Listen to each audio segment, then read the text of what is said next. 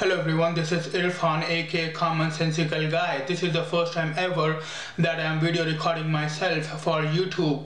I'm from India and have been living in Canada, a western country, for a few years now. So I decided to start off my channel with this topic, Easterner in the West. I first came to Canada for my fall semester at the university. So first thing I would like to talk about is eating during lecture.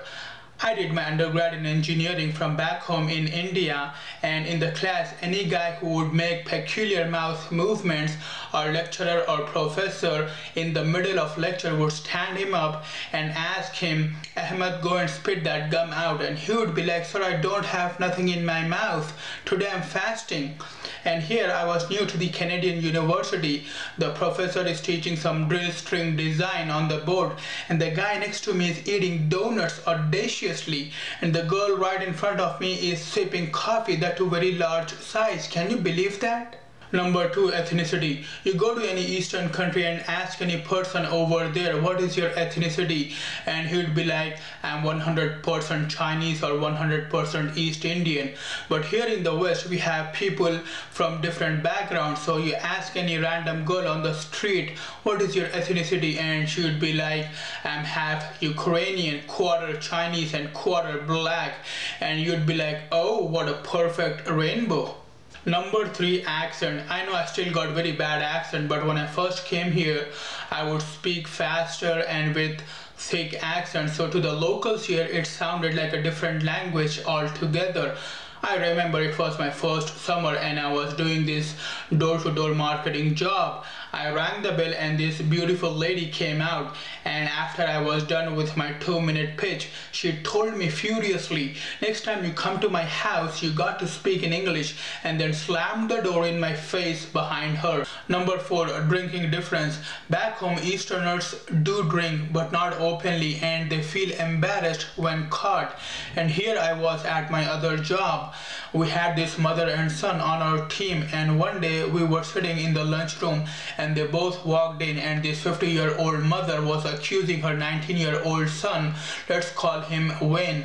Wayne, you drank all my beer. And he was like, no, I did not. And she was like, there is no third person in our apartment, so it has to be you. And I was like, what is even going down here?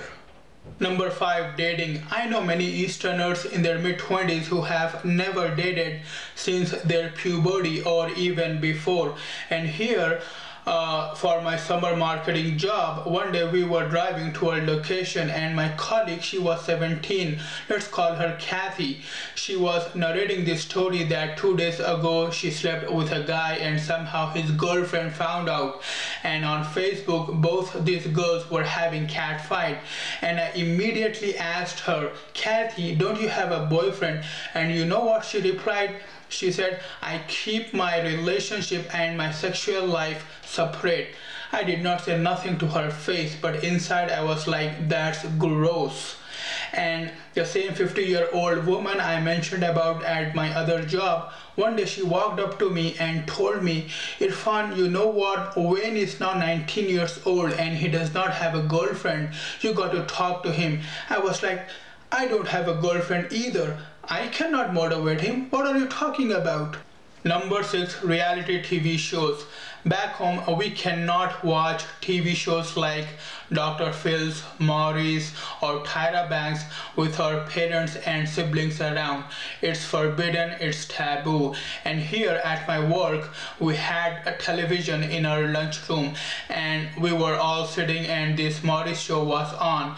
And then my colleague popped in, and as soon as he cast his first glance on the screen, he was like, so who's the father?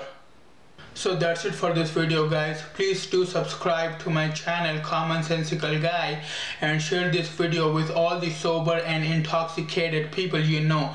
Take care and thanks for watching.